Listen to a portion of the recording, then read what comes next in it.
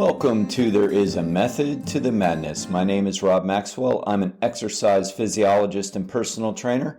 I'm the owner of Maxwell's fitness programs, and I've been in business since 1994. The purpose of this podcast is to get to the real deal of what really works in the world of health and fitness, and most importantly, why things work. All right.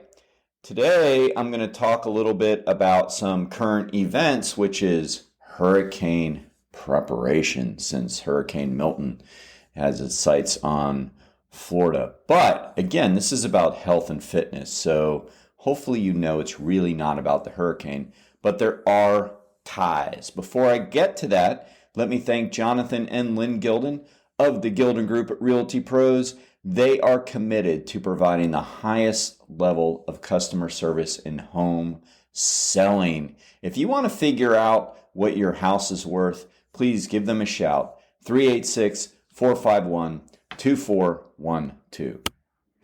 Currently in Florida, pretty much most of Florida, starting with the West Coast and then cruising through Central Florida, everybody is in hurricane preparation mode. They are boarding up the windows. They are buying everything at the grocery stores, basically panic buying.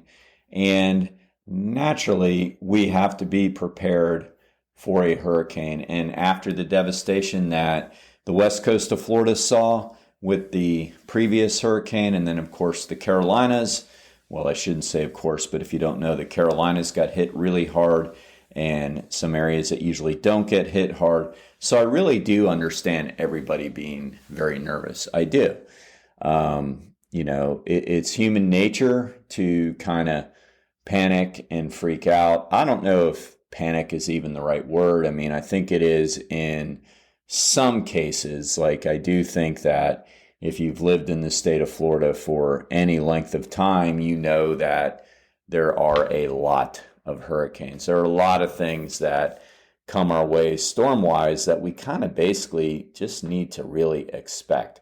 But I do think there's a level of anxiety that's a little higher because of what has happened with the previous hurricane that hit Tampa with the flooding and everything, and they still haven't recovered from that, and wind damage and debris that's not cleaned up. I get all that. And then, of course, the Carolinas got hit really hard, which was very unusual for them. So there's a higher level of hypervigilance now, which is completely understandable. I think human nature is always going to go to the extremes, like absolutely do what you can to protect your home, to get sandbags, to make sure your pets are taken care of, your family's taken care of. Anything that can cause damage to your property or others, I mean, people should absolutely be doing, making sure that objects in their yards are secured so they don't damage other people's homes as well. And that includes yard debris and all these other types of things. So that absolutely should be taken care of without question. Making sure that you have supplies that you're going to need for a couple days tops of power going out is probably a good idea. But people go crazy and get a ton of supplies that they typically never even eat. And the food's going to go bad anyway. Like, they go out and buy all these loaves of bread, but they don't eat bread. They get all these certain non-perishables that a lot of the times they don't eat. I mean, I guess that's good because hopefully they donate them to the soup kitchen once the problem goes away.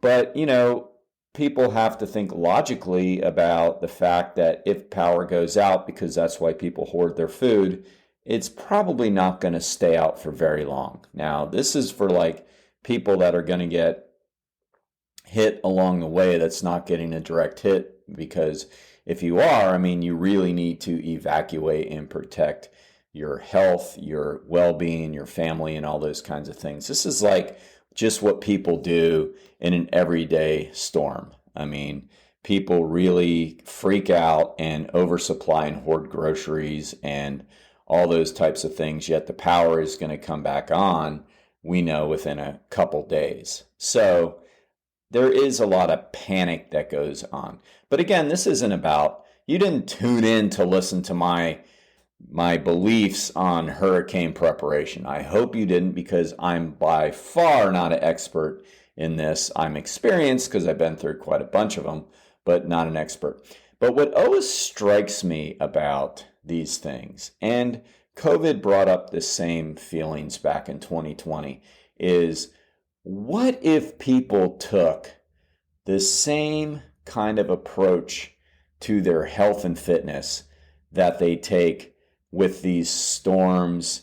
And COVID was a good example too. Now, again, don't start saying that downplaying COVID and all that. I'm not. I got COVID and it knocked me on my butt. It was bad. And of course it's bad. And hurricanes that hit are bad. There's no question. What I'm saying is the number one killer in the United States and actually worldwide is heart disease. That's number one. I mean, that's going to kill way more people than hurricanes and many other things that come our way. Again, I'm not downplaying them. Absolutely do your due diligence and protect yourself and your family with what you need to do. But can you imagine if society also, like if the media also did the old, attack you every day with every possible scenario that could happen with being obese and morbidly obese and bad food choices and lack of activity.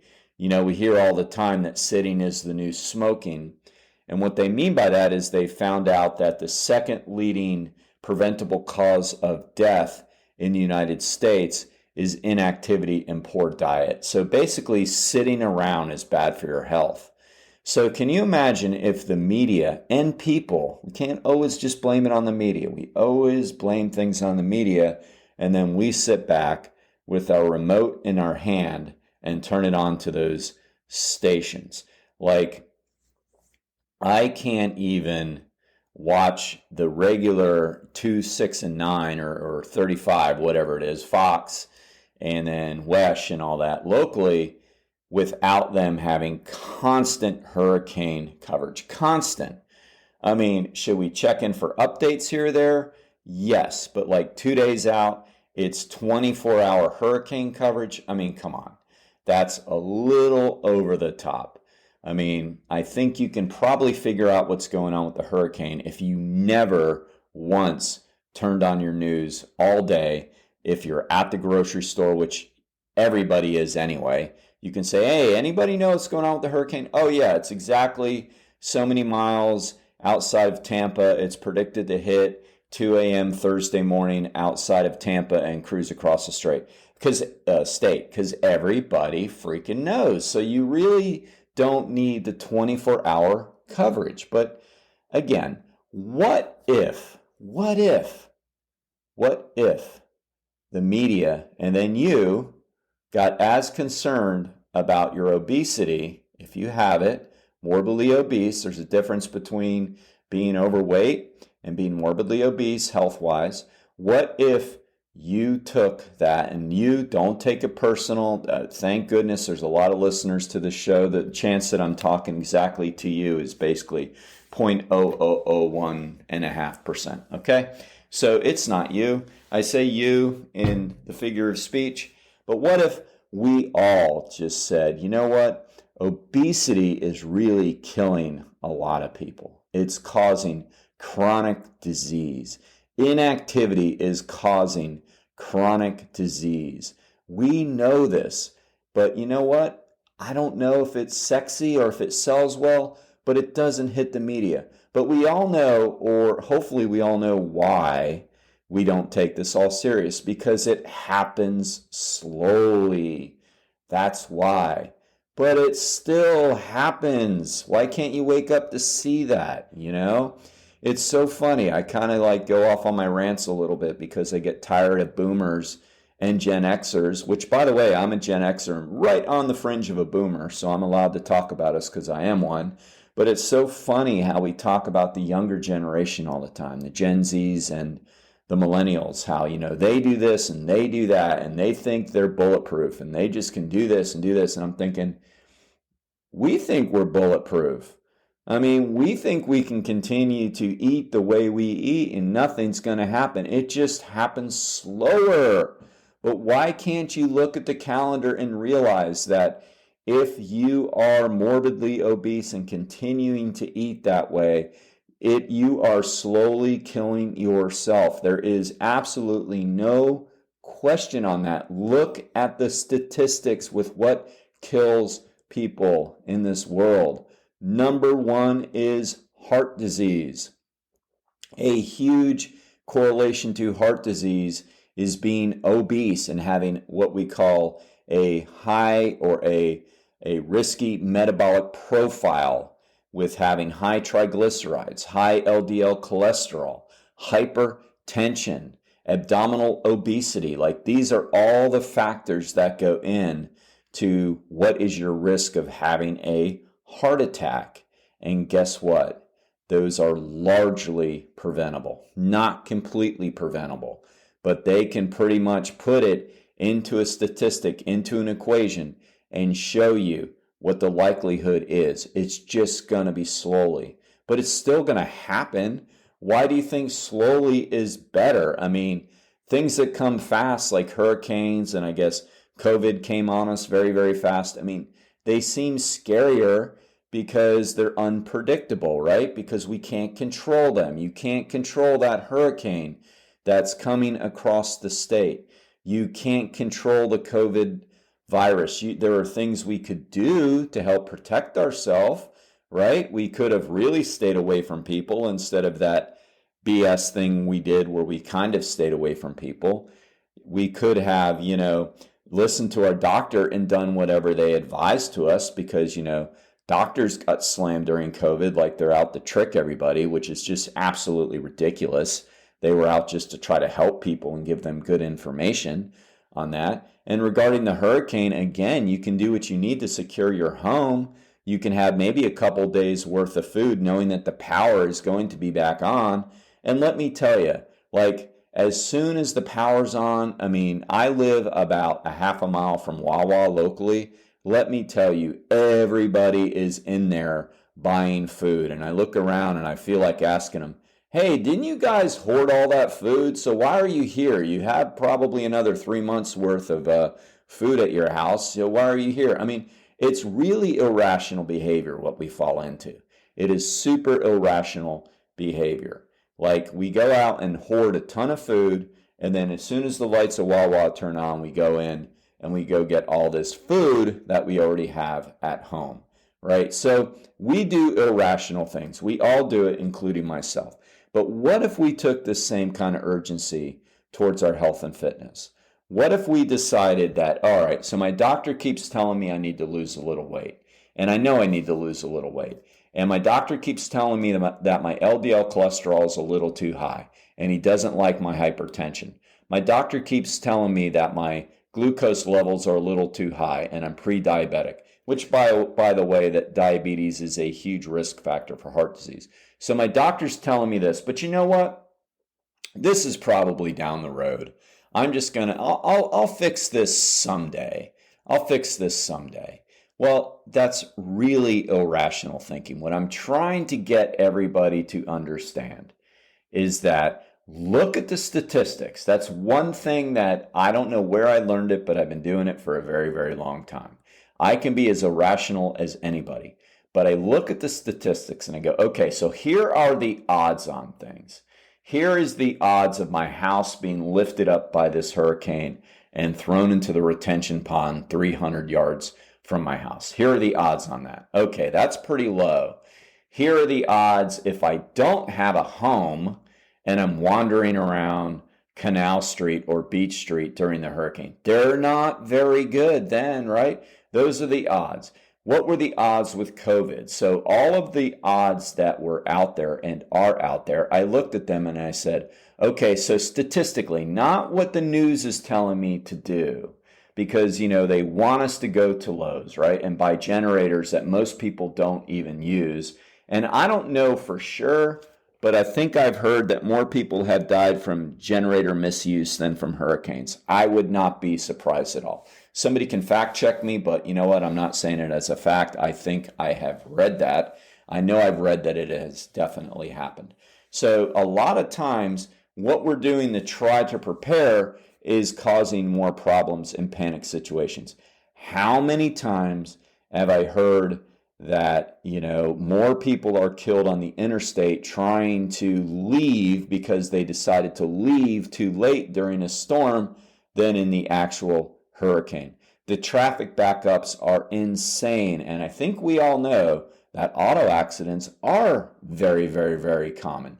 So these are things, we can all do to better prepare so we're not preparing at the last minute.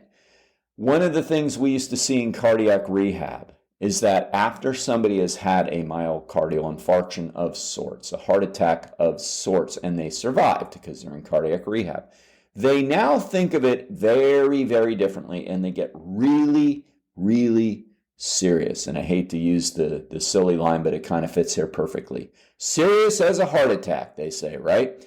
They get really serious. They don't want to eat the way they used to eat. They take their physician and their trainers and their exercise physiologists' orders serious as far as you have to do it, 45 minutes we would tell people of cardio per day, all the exercise you need to do.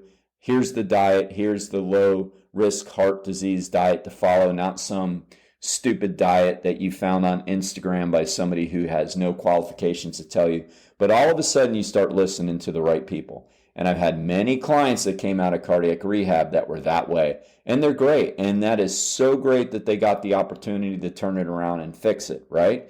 But so many people, because it happens so slowly, they don't know that year after year after year, they're getting more plaque buildup. The hypertension's getting worse. They're getting more narrowing of the arteries due to hypertension. They're getting basically changes in their heart because of hypertension. Increase in the size of the chambers due to hypertension. All this doesn't happen overnight. It happens over time. But because it happens so slowly, nobody does anything about it. I ask you to please look at the statistics and then start working towards solutions based on your statistical odds. Can you imagine if you did that, how much better off you'd be, how much safer you'd be, how much healthier you'd be, and how much safer everybody would be around you? All right? So everybody stay safe, and that means in every kind of way. If you're going to go out and hoard foods, make them healthier and walk around your house, stay active. Please take all of these alerts serious. Hurricane Milton or any other hurricane that's coming behind it, COVID, flu, heart disease, all of them, diabetes. Take all of these risks serious and start to control what you can control and get out there and start to come up with some solutions, okay? Now let me thank Overhead Door of Daytona Beach, the area's best garage door company in sales and service. Jeff and Zach Hawk are phenomenal owners. They're not odors, they're owners. Please give them a shout at overheaddordaytona.com.